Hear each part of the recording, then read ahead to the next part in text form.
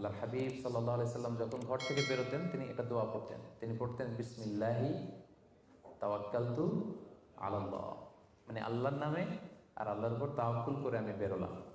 এই দোয়াটা আপনারা পড়েন তো নাকি? পড়েন না আপনারা? ছোট্ট দোয়া, মুখস্থ না থাকলে মুখস্থ করে নেবেন। আমার সাথে সাথে পড়েন বিসমিল্লাহি তাওয়াক্কালতু আলাল্লাহ। আবার পড়েন বিসমিল্লাহি তাওয়াক্কালতু আলাল্লাহ।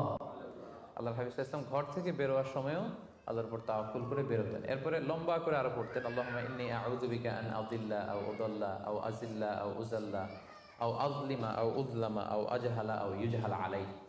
মানে হে আল্লাহ, আমি যেন ভ্রষ্ট না হই, কাউকে যেন ভ্রষ্ট না করি। আমি যেন পদস্খলিত না হই, কাউকে যেন পদস্খলিত না করি। আমি যেন জালেম না হই, আমি যেন কাউকে মাজলুম না বানাই। আমি যেন কারোর সাথে মূর্খোচিত আচরণ না করি। কেউ